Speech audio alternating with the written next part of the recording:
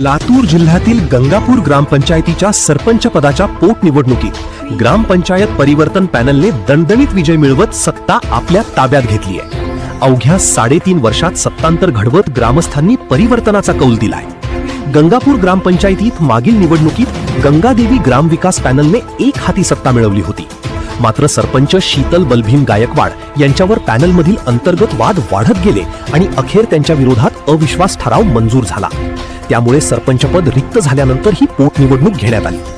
या निवडणुकीत ग्रामपंचायत परिवर्तन पॅनलच्या उमेदवार उषाताई प्रल्हाद गायकवाड यांनी 1670 मते मिळवत विजय मिळवला, तर गंगादेवी ग्रामविकास पॅनलच्या सरिता बाबू बनसोडे यांना 1567 मते मिळाली। तब्बल 103 मतांच्या फरकाने हा विजय मिळवत परिवर्तन पॅनलने ग्रामपंचायतीवर आपला झेंडा रोवलाय। गंगापूरच्या जनतेने आम्हाला मतदान रूपी आशीर्वाद दिलाय।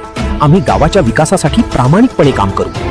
या विजयामुळे परिवर्तन पॅनलचे प्रमुख आणि माजी सरपंच बाबू खंदाडे भावूक झाले असून त्यांच्या डोळ्यात आनंदाश्रू तरळले।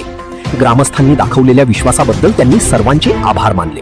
गंगापूर ग्रामपंचायतमध्ये भारतीय जनता पार्टीचे उमेदवार उभा होते गायकवाड उषाबाई प्रल्हाद यांना प्रचंड मताने गावकऱ्यांनी निवडून दिलेला आहे। काँग्रेसच्या काळामध्ये जो दलितांवर अन्याय झाला, जो भ्रष्टाचार झाला, जी मजुरीपणा काँग्रेसच्या अंगात होता, एकतर्फी ही लढाई सरळ सरळ अमित देशमुख वर्सेस आमची होती।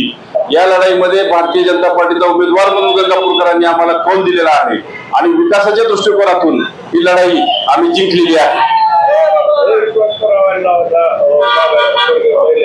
साधारणतः 3 वर्षापूर्वी काँग्रेसचे पूर्ण बहुमताने पॅनल निवडून आलं होतं, पण एका दलित महिलेवर पैसे खाण्यासाठी या लोकांनी अविश्वास ठराव आणला आणि भ्रष्टाचार करण्यासाठी म्हणून त्या महिलेला हटवलं गेलं। अविश्वास ठराव मंजूर झाला आणि मंजूर झाल्यानंतर हे रिइलेक्शन झालं, पोटनिवडणूक झाली आणि या निवडणुकीमध्ये दलित लोकांनी असेल किंवा गावकऱ्यांनी असेल त्या महिलेलाही न्याय मिळवून दिला आहे आणि भारतीय जनता पार्टीला विकासासाठी कौल दिलेला आहे।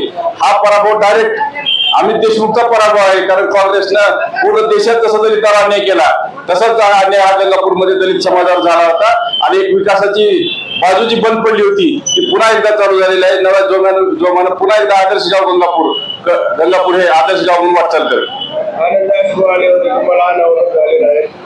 हो, खूप कष्ट केल्यानंतर आणि प्रामाणिक राहिल्यानंतर माणसाला आनंदाश्रू येत असतात आणि खरं तर गंगापूरच्या लोकांनी जिल्हा परिषद मध्येही मला न्याय दिला होता आणि आत्ताही माझ्या कष्टाचं चीज केलेलं आहे।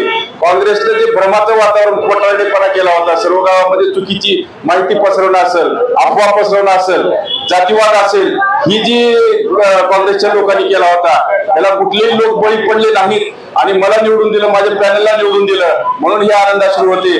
खरोखरच मी गंगापूरकरांचे मनपूर्वक आभार मानतो आणि नवीन पर्वाला सुरुवात करतो। यात सर्वात महत्वाची भूमिका ही सर्व कार्यकर्त्यांनी माझ्या सहकार्याने घेतलेली आहे। त्या सहकार्याचं सुद्धा अभिनंदन करतो आणि गंगापूरकरांचे खूप खूप आभार मानतो। धन्यवाद।